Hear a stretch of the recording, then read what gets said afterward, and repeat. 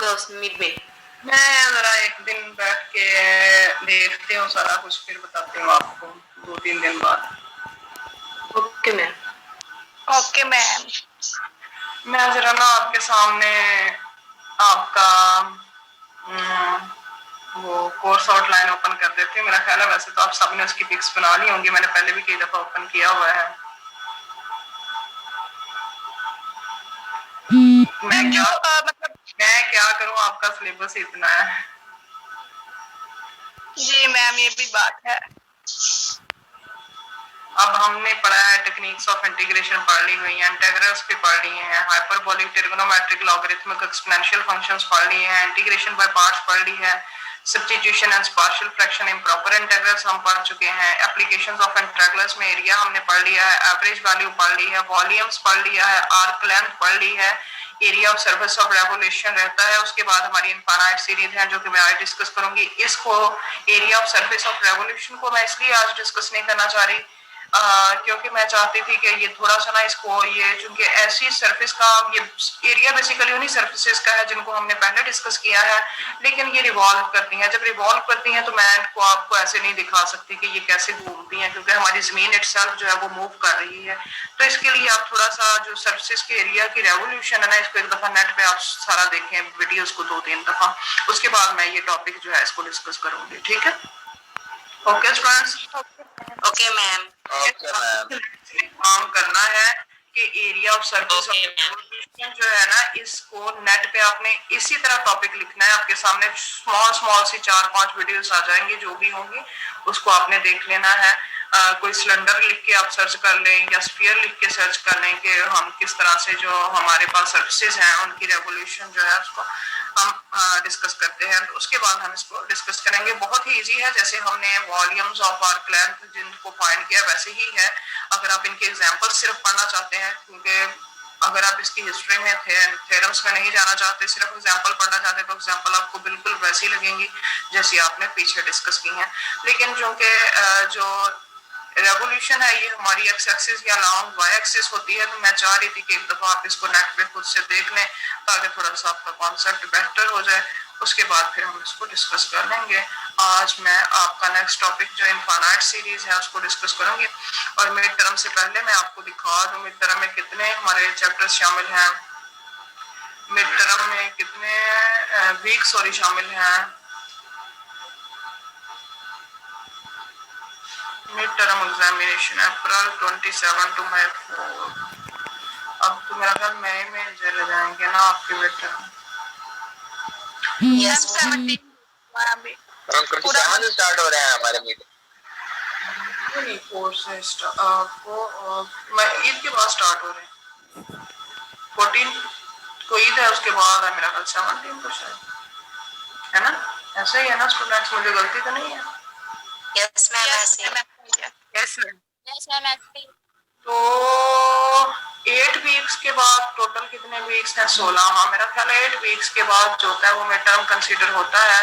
तो हमारे इनमें आ जाते हैं ये infinite series, sequence series, convergence, absolute convergence, test of convergence. तो ये सारा कुछ हमें डिस्कस करना है। इसके लिए हम इस चैप्टर को आज स्टार्ट करेंगे।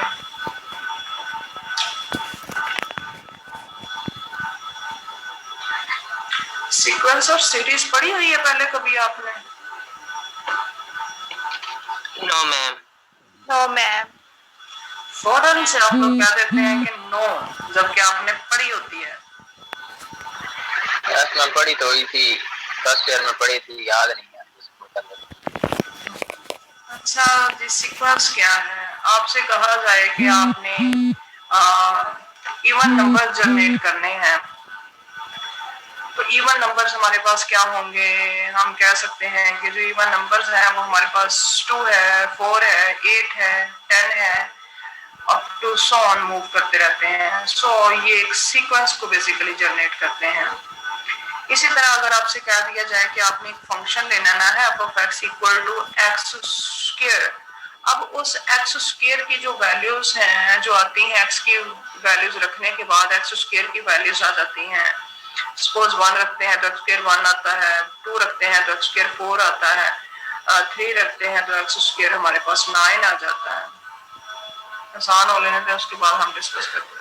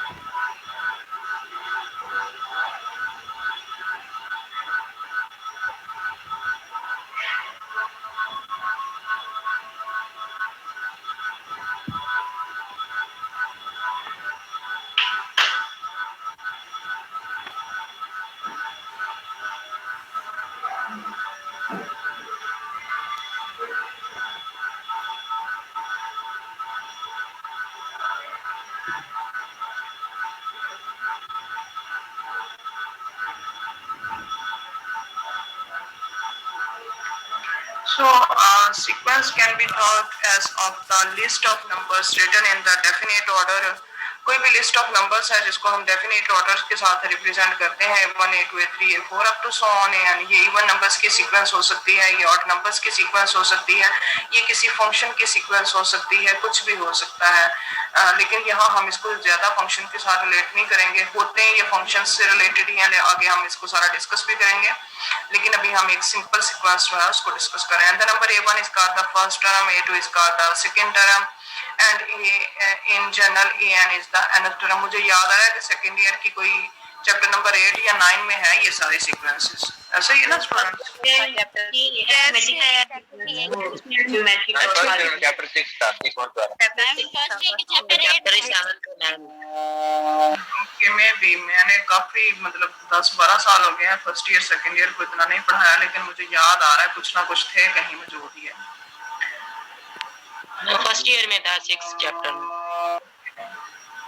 तो ये आपने थोड़ी सी पढ़ी होती हैं सीक्वेंसेस, बस जहन में नहीं आती, उनको हम रिकॉल ही करेंगे कि ये क्या चीजें हैं। अब A1 आपकी फर्स्ट टर्म है, A2 सेकेंड टर्म है, इन जनरल AN हमको nth टर्म कहते हैं, और हमारी सीक्वेंस जो है वो फाइनाइट भी हो सकती है, इनफाइनाइट नंबर ऑफ टर्म्स तक भी मूव कर सकती हैं। We will deal exclusively with infinite sequence, and so each term AN will have the successor AN plus 1। हम infinite sequence जो है उनको डिस्कस करते हैं, तो हर AN की जो सक्सेसिव टर्म होती है वो AN plus 1 होगी, जो उसकी प्रीसीडिंग टर्म होती है वो AN minus 1 होगी। इसी तरह AN plus 1 की अगर सक्सेसिव टर्म को आप डिस्कस करोगे तो वो AN plus 2 होगी। लेकिन जो कि हम AN फाइनाइट के साथ मूव करते हैं, जनरल जो कॉन्सेप्ट है हम फाइनाइट n को रखते हैं, तो यहाँ पे उसने n की सक्सेसिव टर्म डिस्कस की है, n से आगे हमारे पास n plus 1 वाली टर्म होगी। Note that for every positive integer n there is the corresponding number an। यहाँ पे n जो है उसको वो पॉजिटिव इंटीजर डिस्कस कर रहा है। There is the corresponding number an, and so the sequence can be defined as the function। sequence क्या होगी, एक फंक्शन के तौर पे ही डिफाइंड होगी, whose domain is the set of positive integer। एक ऐसा फंक्शन जिसकी डोमेन हम क्या ले रहे हैं, जब हम फंक्शन को कंसीडर करते हैं तो जरूरी नहीं होता उसकी डोमेन हमेशा पॉजिटिव इंटीजर हो, लेकिन जब हम सीक्वेंस की बात करेंगे तो फिर बेसिकली हम एक ऐसे फंक्शन को डिस्कस कर रहे होते हैं जिसकी डोमेन क्या होती है, सेट ऑफ पॉजिटिव इंटीजर होते हैं। आवाज नहीं आ रही। सब स्टूडेंट्स के साथ इसमें मसला आ रही है, सिर्फ आपको आ रही है? आ रही है आवाज आपकी? आ रही है बस मैम, आ रही है। वो मैम कट रही है ना थोड़ी थोड़ी। बेटा मैं क्या कर सकती हूँ, कट रही है तो बियर करें, अगर ज्यादा प्रॉब्लम हुई तो फिर देख लेंगे। आप में से कोई स्टूडेंट मुझे बता दें, मैं उसको ना रिकॉर्डिंग अलाउ कर देती हूँ। अगर आप रिकॉर्डिंग कोई स्टूडेंट अपना नेम बता दे जिसको मैं रिकॉर्डिंग अलाउ कर देती हूँ, ताकि किसी को इशू है तो वो बाद में सुन ले।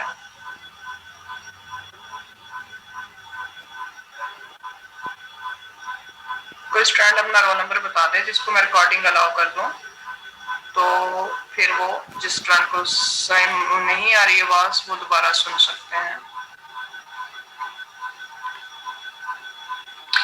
अच्छा जी, note that for every positive integer n there is the corresponding number an। हर पॉजिटिव इंटीजर n के लिए हमारे पास एक an नंबर मौजूद होगा। And so the sequence can be defined as the function. Sequence एक फंक्शन के तौर पे ही डिफाइंड हो सकती है, whose domain is the set of positive integer, जिसकी जो डोमेन क्या है, सेट ऑफ पॉजिटिव इंटीजर है। जब हम पॉजिटिव इंटीजर 1 लेंगे तो सीक्वेंस का एलिमेंट a1 आएगा, जब हम पॉजिटिव इंटीजर 2 लेंगे सीक्वेंस का एलिमेंट a2 आएगा, and up to so on. इसी तरह से हम इनफाइनाइट सीक्वेंस के लिए मूव करते रहेंगे। But we usually write an instead of the function notation. Function की नोटेशन लिखने की बजाय f इंटू n लिखने की बजाय हम इसको लिखें कि जब हमने f इंटू 1 दिया है तो हमारे पास a1 बेसिकली किसको रिप्रेजेंट कर रहा है, f इंटू 1 को, a2 किसको रिप्रेजेंट कर रहा है, f इंटू 2 को, a3 किसको रिप्रेजेंट कर रहा है, f इंटू 3 को। तो हम बजाय इसके कि इसको f into 1, f into 2, f into 3 लिखें, हम मोस्टली जो सीक्वेंस होती है उसको इसी तरह से रिप्रेजेंट करते हैं, a1, a2, a3, a4 up to so on. इसलिए कि हम अपनी नोटेशन थोड़ी डिफरेंट करना चाह रहे होते हैं। हम ये नहीं बात करना चाह रहे होते कि यहाँ पर भी हम यूजुअल फंक्शंस की डेफिनेशन को लेके ही मूव कर रहे हैं। नो डाउट कि ये फंक्शन ही है, लेकिन हम सीक्वेंस में अपनी टर्म्स जो है वो चेंज कर देते हैं, उनको a1, a2, a3 के साथ मोस्टली रिप्रेजेंट करते हैं। The sequence a1, a2, a3 up to so on is also denoted by कोई जो सीक्वेंस है बेसिकली वो किस तरह से रिप्रेजेंट होती है, हम उसको लिखने में इस तरह से भी लिखते हैं। सीक्वेंस हमारी इस तरह से भी रिप्रेजेंट हो सकती है, या फिर हमारी सीक्वेंस जो है वो इस तरह से भी रिप्रेजेंट हो सकती है। ये तीनों वेज के साथ हम अपनी सीक्वेंस जो है उसको रिप्रेजेंट कर सकते हैं। मैम यानी कि इनमें नेगेटिव वैल्यूज नहीं ले सकते, -1, -2, -3? यहाँ पे पॉजिटिव इंटीजर्स की ही बात करेंगे। तो हमारी सीक्वेंसेस बहुत कॉम्प्लिकेशन की तरफ मूव कर जाती हैं। ठीक है, सो सीक्वेंस को रिप्रेजेंट करने का एक ये वे है, या फिर सीक्वेंस को रिप्रेजेंट करते हैं हम nth टर्म के साथ, या फिर हम पूरी टर्म के साथ अपनी सीक्वेंस की रिप्रेजेंटेशन देते हैं। ये तीनों तरह के वेज जो है नीचे आपको शो करवा दिए गए हैं। Some sequences can be defined by giving a formula for the nth term.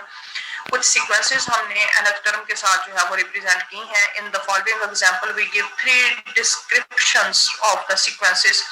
Sequences को डिस्क्राइब करने के हम 3 वेज जो है वो बताएंगे। One by using the preceding notation, another by using the defining formula, and the third by writing out the term of the sequence। तो ये तो सीक्वेंस आपके पास है bye using the preceding notation. Preceding notation के साथ हम अपनी sequence जो है उसको किस तरह से रिप्रेजेंट करें। बाय यूजिंग डिफाइनिंग फार्मूला, ये हमारे पास रिप्रेजेंटेशन है। और one by and the third by writing out the term of the sequence. Sequence की nth टर्म जो है उसको हम लिख देते हैं। तो ये तीनों तरह से आप अपनी सीक्वेंस जो है उसको रिप्रेजेंट कर सकते हैं। ये हमारे पास फर्स्ट जो सीक्वेंस चल रही है 1/2, 2/3, 3/4, 4/5 up to so on n over n+1। तो हमारे पास बेसिकली ये सीक्वेंस आप देखेंगे कि n की वैल्यूज आप जैसे ही पॉजिटिव इंटीजर 1 से स्टार्ट करेंगे, 1/1+1 तो 1/2 फर्स्ट टर्म आ जाएगी, 2 पुट करेंगे 2/2+1 2/3 सेकेंड टर्म आ जाएगी। सो nth टर्म को हमने रिप्रेजेंट किस तरह से किया, जहाँ पे जाके n ओवर n+1 से। जब आप ज्यादा सारी सीक्वेंसेस जो है उनको डिस्कस करेंगे तो आपको ऑटोमेटिकली अपनी सीरीज जो है उसको लिखना आ जाएगा कि आपने सीक्वेंस को लिखना nth टर्म की फॉर्म में कैसे है। सो ये एक वे है कि हम उसके nth टर्म ले लेते हैं और n को 1 से इन्फिनिट को अप्रोच करवा देते हैं। और एक ये वे है कि हम सिर्फ nth टर्म के साथ अपनी सीक्वेंस जो है उसको रिप्रेजेंट कर देते हैं। यहाँ पे n का सेम यही मीनिंग है कि n जो है वो 1 से लेके इन्फिनिट को अप्रोच कर रहा है। सेकेंड आपकी सीक्वेंस है, ये भी सीक्वेंस की जो रिप्रेजेंटेशन nth टर्म की रिप्रेजेंटेशन दी गई है वो ये आपके पास -1 पर n, n+1/3 पर n है।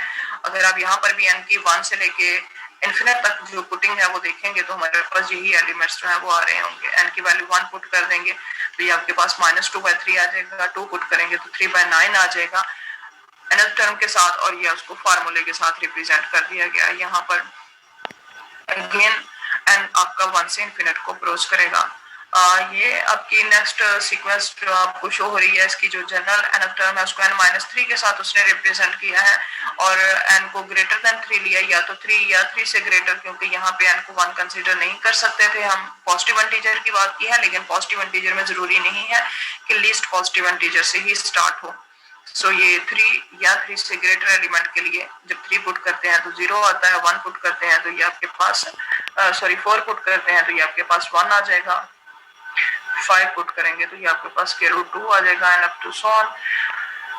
ये कुछ रिप्रेजेंटेशन जो है वो सीक्वेंसेस की हमें दी गई हैं। तो ये याद करने की जरूरत नहीं है आपको, जहां याद करने की जरूरत होगी वो मैं आप लोगों को बता दूंगी कि अब आपने सीक्वेंसेस को सीखना शुरू कर देना है। ये अभी हमें सिर्फ यहाँ पे बताया जा रहा है कि आपने बेसिकली सीक्वेंस की रिप्रेजेंटेशन कितने तरह से आप दे सकते हैं। एग्जांपल नंबर 2 है, find the formula for the general term an of the sequence.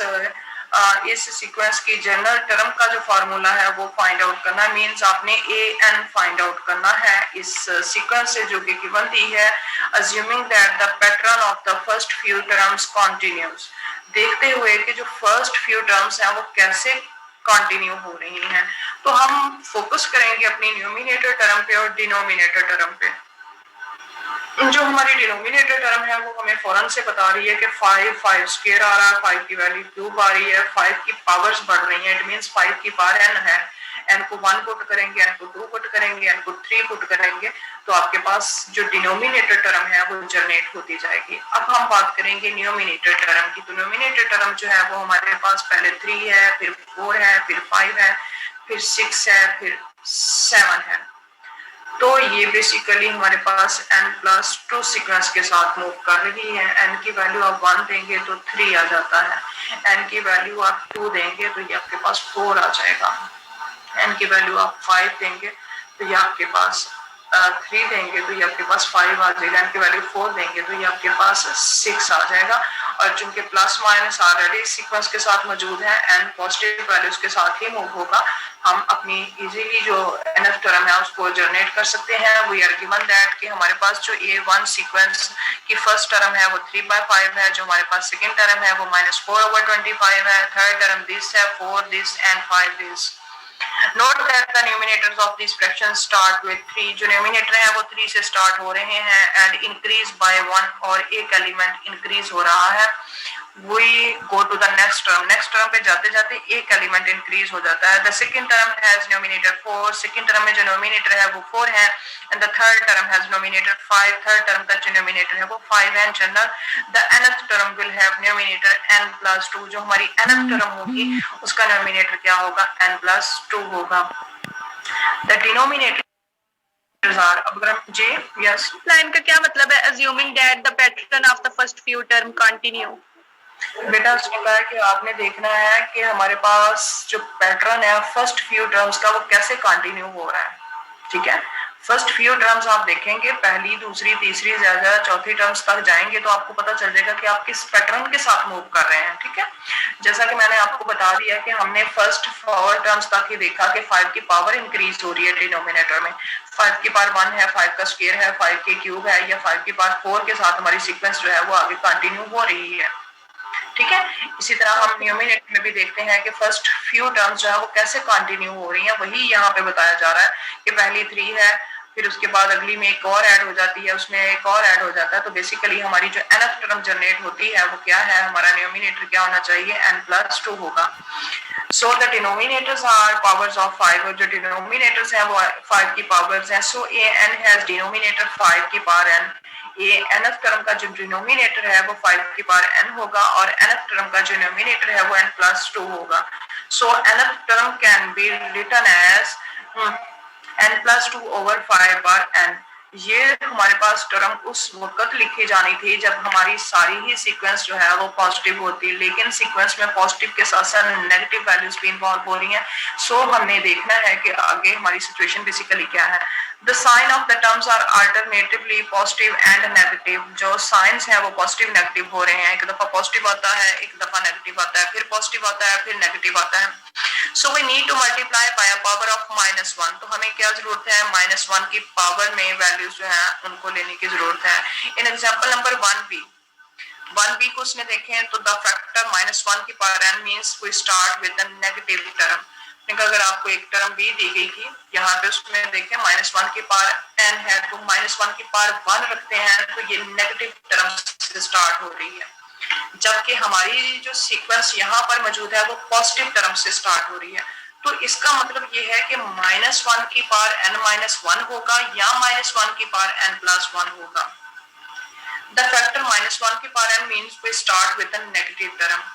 B part में हमने देखा था एग्जांपल नंबर 1 के कि -1 की पावर n का जब हम फर्स्ट इंटीजर 1 लेते हैं तो नेगेटिव टर्म से स्टार्ट होता है, जबकि हमारी सीक्वेंस पॉजिटिव टर्म से स्टार्ट हो रही है। Here we want to start with the positive term, so we use -1 की पावर n-1 और -1 की पावर n+1। Therefore हमारे पास जो सीक्वेंस जनरेट होगी वो -1 की पावर n-1 होगी। अब n की वैल्यू जब आप यहाँ पे 1 रखोगे, 2 रखोगे, 3, जब 1 रखोगे तो -1 की पावर 0 हो जाएगी, पहली टर्म पॉजिटिव हो जाएगी। जब आप 2 रखोगे तो आपके पास -1 की पावर 1 आ जाएगी और वो नेगेटिव हो जाएगी। इसी तरह से हमारी जो पूरी सीक्वेंस ये nth टर्म के साथ पॉजिटिव नेगेटिव फॉर्म में मूव करती रहेगी। क्लियर है students? Yes ma'am. Yes ma'am.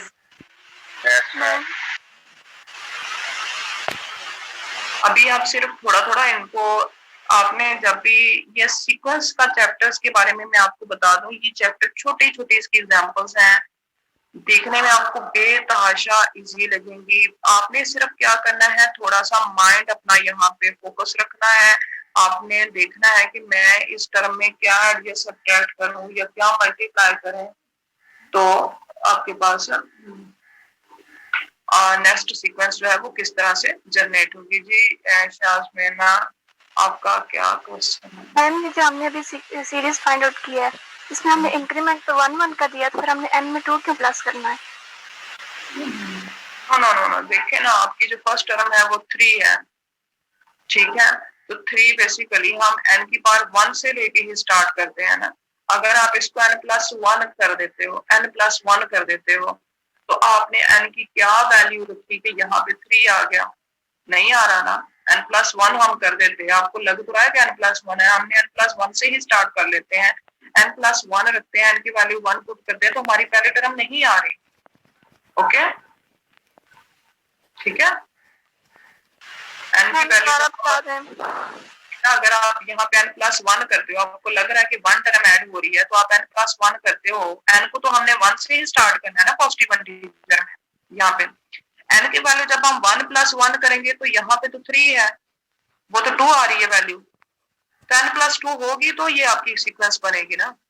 n की वैल्यू 1 पुट करेंगे तो 3 आएगा, n की वैल्यू 2 पुट करेंगे तो 2+2 4 आएगा आपके पास, n की वैल्यू 3 पुट करेंगे तो 3+2 5 आएगा। ओके, यस मैम, अब समझ आ रही है।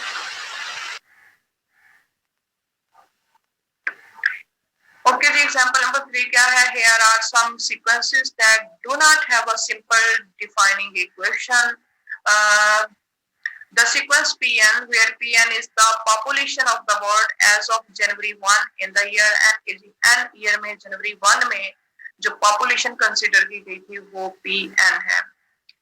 अच्छा जी, if we let an be the digit in the nth decimal place of the number e, B जो है उसमें कहा कि अगर हम an को ये सपोज कर लें कि क्या है, ये बी द डिजिट है इन the nth decimal place of the number e के nth डेसिमल प्लेसेस जो है, ये नंबर्स जो हैं उनकी सीक्वेंस हमने जनरेट करनी है। Then an is the well defined sequence whose first few terms are। अब जो नंबर e होता है, इसको अगर हम देखें तो ये हमारे पास किसके इक्वल होता है? 2.2 7 1 8 2 8 और इसी तरह से ये सीक्वेंस आगे मूव करती जाती है ई की।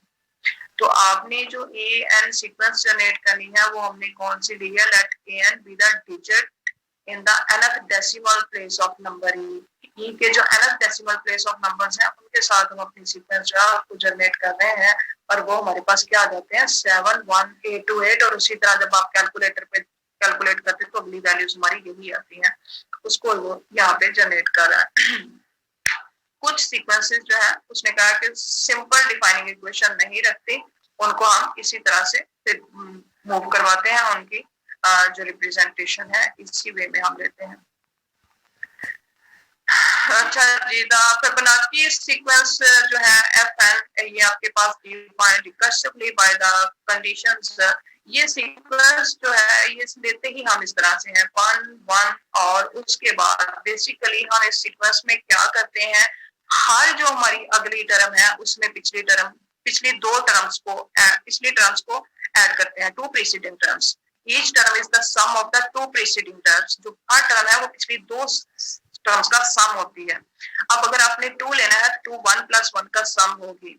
ये इस सीक्वेंस का एक खास नाम है जिसको आप फिबोनाची सीक्वेंस जो है उसका नाम देते हैं। अब 3 लेंगे, 3 पिछली दो का सम है, 2 + 1 का सम है। आप जब 5 लोगे तो 5 पिछली दो का सम है जिसको हम 3 + 2 कहेंगे। जब 8 लेते हैं तो 8 पिछली दो सीक्वेंस का सम है। इसी तरह जब आप 13 लोगे तो 13 अपनी पिछली दो टर्म्स का सम है। तो इस सीक्वेंस को हम इस तरह से लिखते हैं, F1 1 है, F2 B1 है इसमें, और Fn जो है वो आपका किस तरह से रिप्रेजेंट होता है, Fn -1 + n -2 और n जो है वो ग्रेटर देन इक्वल टू 3 है, या 3 हो सकता है या 3 से ग्रेटर हो सकता है आपके पास। जब आप 3 पुट करेंगे तो यहाँ पे आपके पास क्या आ जाएगा, 3 - 1 2 F2 और F2 आपके पास गिवन है। इसी तरह जब यहाँ पे 3 पुट करेंगे तो 3 - 2 1 आएगा, F1 भी आपके पास गिवन है। इसी तरह जब आप 4 पुट करोगे तो फिर आपके पास F3 यहाँ पे चूंकि गिवन आ चुका है, जब आपने F4 फाइंड करना तो F4 भी अपनी फार्मूलास के रूल के साथ फाइंड आउट कर लोगे। क्लियर है students? Yes, Yes, ma'am. yes, ये सीक्वेंसेस आपको सिर्फ थोड़ी बहुत अंडरस्टैंड करनी है कि ये बेसिकली इस सीक्वेंस को आपने कैसे लिखना है, ये जो ऊपर हमने सिंपल सी एक सीक्वेंस दी है उनको कैसे लिखना है, ये आपने आपके लर्न करने का काम है, इनको साथ के साथ आपने कर लेना है।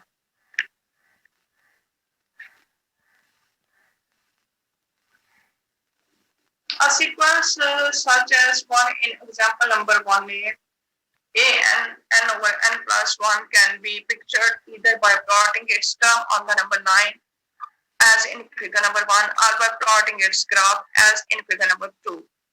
अच्छा जी, जो an सीक्वेंस जिसको हमने एग्जांपल नंबर 1 के पार्ट ए के अंदर डिस्कस किया था, जो कि हमारे सीक्वेंस की टर्म n/n + 1 थी, तो उससे हमारी जो सीक्वेंस जनरेट हो रही थी वो बेसिकली कौन सी सीक्वेंस थी, वो ये वाली सीक्वेंस थी, ये वाली सीक्वेंस थी 1/2 2/3। तो जो A1 है वो A1/2 है, जो A2 है जब इंटीजर 2 लिया तो A2 आपके पास 2/3 है, A3 आपके पास 3/4 है, A4 जो है वो 4/5। और ये वैल्यूज बहुत ये थोड़ी सी दूर है डिस्टेंस, लेकिन ये बहुत नजदीक होती जाती है, ठीक है, ये बहुत क्लोज होती जाती है। तो इसको उसने कहा कि हम दो तरह से रिप्रेजेंट कर सकते हैं।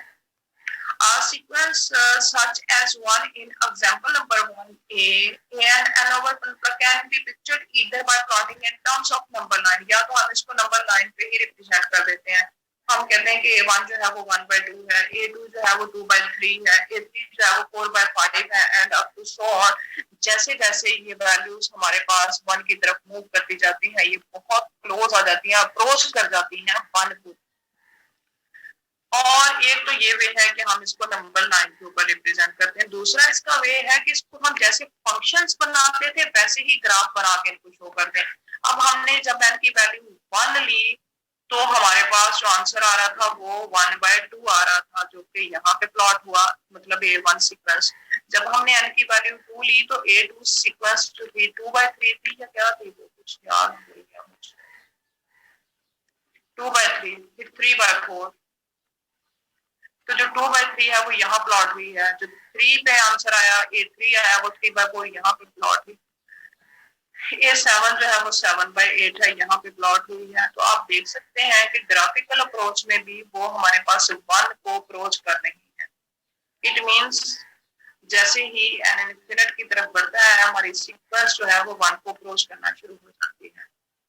A sequence such as 1 in example number 1a, an can be pictured either by plotting its term on the number lines. Friends, ये दोनों बातों की समझ आई? सेम मीनिंग है, सेम मतलब है इन दोनों ग्राफ्स का। आपका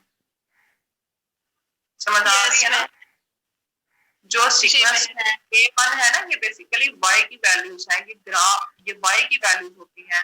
जो x की वैल्यूज यहाँ हम कंसीडर करते हैं वो पॉजिटिव इंटीजर कंसीडर कर रहे हैं, 1 2 3 4 5 दिस वन। ठीक है, ये जो ग्राफ पिक्चर्ड हो रहा है ये y एक्सिस के लॉन्ग है। ठीक है, यहाँ पे इनको अगर आप नंबर लाइन पे रिप्रेजेंट करते हैं तो हम इस तरह सीधा कर देते हैं। यहाँ पर भी हम इसका सेम भी मीनिंग लेते हैं कि जब n की वैल्यू 1 है तो A1 की वैल्यू 1/2 है। दोनों तरह से हम रिप्रेजेंटेशन, क्योंकि यहाँ फंक्शन की बात तो नहीं कर रहे, हम ये तो नहीं कह रहे कि सीक्वेंस हमेशा ही फंक्शन जो है उसको रिप्रेजेंट करती है, तो इनको सिंपल नंबर लाइन पे हम इस तरह से भी रिप्रेजेंट करते हैं। लेकिन अगर इनको हम फंक्शन के पॉइंट ऑफ व्यू से लिखना चाहें तो फिर हम इनको इस तरह से रिप्रेजेंट करते हैं। Note that since the sequence is the function whose domain is the set of positive integers, यहाँ पे जो सीक्वेंस है वो हमारे पास फंक्शन है जिसकी डोमेन क्या है, सेट ऑफ पॉजिटिव इंटीजर्स है। It's graph consist of isolated points with coordinates. तो इसके पॉइंट्स के होंगे 1 1 पे हमें सीक्वेंस A1 मिल रही है जो कि 1/2 है, 2 पे हमें 3/2 मिल रही थी, 4 3/4 मिल रही थी, and up to so on. From figure number 1 or figure number 2, it appears that the term of the sequence n over n plus 1 are approaching 1 as n becomes large. जितना n large होता जाता है हमारी sequence 1 को approach कर रही है। यहाँ पर भी आप देख सकते हैं पॉइंट बहुत क्लोज हो चुके हैं और यहाँ पर भी वो 1 को अप्रोच कर रहे हैं। In fact, the difference 1 minus n over n plus 1, इस डिफरेंस को हम इस फॉर्म में लिखते हैं 1 over n plus 1 can be made as small as we like by taking n sufficiently large. इसने कहा कि n को जितना ज्यादा आप लार्ज लेते जाएंगे उतना हम अपना डिफरेंस जो है उसको बहुत स्मॉल करते जाते हैं। अगर आप सीक्वेंस को 1 over n plus 1 की फॉर्म में देखें तो n भी रख दें, ऊपर n भी रहे, फिर भी आपके पास n जितना ज्यादा बड़ा होता जाएगा उतनी हमारी ये टर्म जो होती है ये स्मॉल हो जाती है। We indicate this by writing limit n approaches to infinite n over n plus 1 equal to 1. जैसे ही n इनफिनिट को अप्रोच करता है हमारी सीक्वेंस जो है वो 1 को अप्रोच कर जाती है। General condition limit n approaches to infinite n is equal to n infinite को अप्रोच करता है तो हमारी सीक्वेंस जैसा फंक्शन की डेफिनेशन दी थी वैसे कहते हैं फंक्शन एक डेफिनेट नंबर को अप्रोच कर जाता है, वैसे ही हमारी सीक्वेंस जो है वो एक डेफिनेट नंबर को अप्रोच कर जाती है। Means that the term of the sequence n approaches L as n becomes large. Note that the following definition of the limit of a sequence is very similar to the definition of the limit of the function at infinity.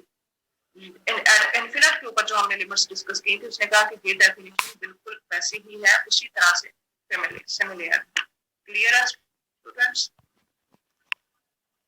Ji ma'am. Yes, ma'am.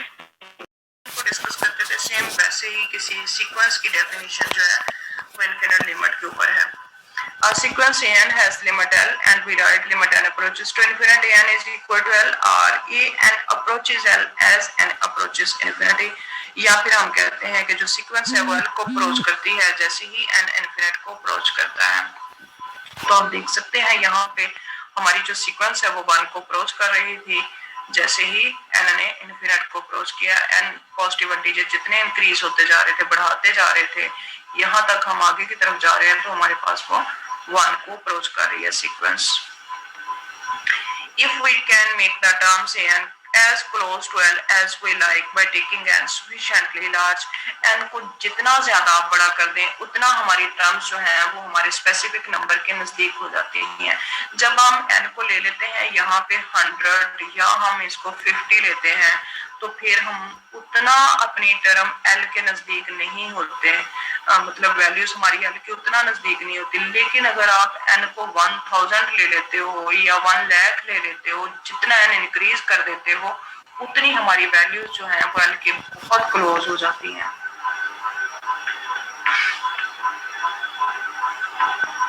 If we can make the term n as close to L as we like by taking n sufficiently large, n को जितना हम चाहे बड़ा ले सकते हैं, जितना ज्यादा लार्ज ले लेंगे उतना हमारी जो सीक्वेंस है वो L के नजदीक हो जाएगी। मींस अगर L पे हमारे पास 1 वैल्यू है तो A1, A2, A3, A4 या an+1 सारी वैल्यूज इस एल के नजदीक होना शुरू हो जाएंगी बहुत ज्यादा, जितना n आप बढ़ा लेते जाओगे। If limit n approaches to infinity and exist, we see that the sequence converge। जैसे पीछे अभी हमने इंटीग्रल की कन्वर्जेंस और डिवर्जेंस पढ़ी थी, इसी तरह हमारे पास सीक्वेंस की कन्वर्जेंस और डिवर्जेंस है। अगर तो एग्जिस्ट करे तो हम कहते हैं कि हमारी सीक्वेंस जो है वो कन्वर्ज कर रही है, और it is convergent. Otherwise we can say that sequence is diverge या डिवर्जेंट। अगर ये इनफिनिट आ जाती है तो फिर हम कहते हैं कि हमारी सीक्वेंस जो है वो कन्वर्ज नहीं कर रही, डिवर्ज फॉर्म में मूव कर रही है। Like that you can taking the two definitions here. अब यहाँ पे अगर आप अपनी सीक्वेंस को देखते हो तो ये सीक्वेंस जो है ये बेसिकली आपको कन्वर्ज करती हुई नजर आ रही है एल के ऊपर। ये एक पॉइंट एल को अगर आप 1 ले लेते हो, आपका आंसर जैसा कि पीछे इक्वेशन में 1 नंबर था, 1 की हमारी वैल्यू, यहाँ 1, एल को आपने क्या लिया था, 1 ले लिया था। एल आपका क्या था, यहाँ पे 1 था, तो सीक्वेंस हमारी कन्वर्ज कर रही थी 1 को। यहाँ पे ये ग्राफ जो है ये आपको शो कर रहा है कि आपकी सीक्वेंस जो है वो कन्वर्ज कर रही है किसी ना किसी डेफिनेट नंबर को, लेकिन ये सीक्वेंस जो है ये कन्वर्ज नहीं कर रही। ये सीक्वेंस मोस्टली होती हैं जब आप साइन फंक्शंस को या कॉस को, यहाँ पे जब आप साइन की सीक्वेंस लेते हो या कॉस की सीक्वेंस लेते हो तो वो मोस्टली हमारे पास ऑसिलेट करने शुरू हो देती हैं। तो ये भी ग्राफ एक ऑसिलेशन फॉर्म में नजर आ रहा है। ये बहुत ज्यादा हमें कन्वर्ज करता हुआ नजर नहीं आता किसी भी एक पॉइंट के ऊपर, तो हम कह सकते हैं यहाँ पे आके कुछ कन्वर्ज करने लग गया है, 1 के नजदीक 3 होना शुरू हो गई है वैल्यू। सो यहाँ पर भी बेसिकली हम दे सकते हैं डेफिनेशन कि ये कन्वर्ज कर रहा है। लेकिन अगर आपकी वैल्यू जो है इस तरह बढ़नी शुरू हो जाए ऊपर की तरफ या नीचे की तरफ, कहीं खास वैल्यू को अप्रोच ना कर रही हूँ या बार बार ऑसिलेट कर रही हूँ, जैसा कि आप सीक्वेंस पे से कॉस साइन की देखते थे, तो फिर हम कहते हैं कि इस तरह की सीक्वेंसेस जो है वो हमारी कन्वर्ज नहीं करती, वो डिवर्ज कर जाती हैं। जब भी वो कन्वर्ज करेंगे वो किसी खास नंबर के नजदीक होना शुरू हो जाती हैं। यहाँ पर भी एक खास नंबर लाइन के नजदीक होना शुरू हो गई हैं, तो हम कह सकते हैं कि एक खास पॉइंट पे जैसे ही एन को हम बढ़ाते जा रहे हैं हमारी सीक्वेंस जो है इस एल को कन्वर्ज करना शुरू हो चुकी है। तो ये 2 डेफिनेशन जो है ये आपको कन्वर्जेंस की फिगर्स में दिखा दी गई है। जी यस मैम, नमाज पढ़नी है। यस मैम, नमाज पढ़नी है। यस मैम, 10 मिनट दे दो प्लीज। चले आपने इस ना जो है सीक्वेंस को सारा एक दफा पढ़ लेना है, ध्यान से देख लेना है आज के लिए काफी, ताकि आप एक दफा इसको समझ लें, फिर इंशाल्लाह हम अगला टॉपिक डिस्कस करेंगे। ठीक है, ओके मैम, इंशाल्लाह। Okay ma'am. अपना मेरी एक थोड़ी सी बात सुन ले, अपना सीक्वेंस का और फंक्शन, सीक्वेंस को इन टर्म्स ऑफ फंक्शन कैसे लिखते हैं, ये सारी चीजें अपनी आप लोगों ने कवर करके आनी है नेक्स्ट क्लास में। ठीक है, okay ma'am. Okay ma'am. Attendance मुझे सेंड कर दीजिएगा। ठीक है, आप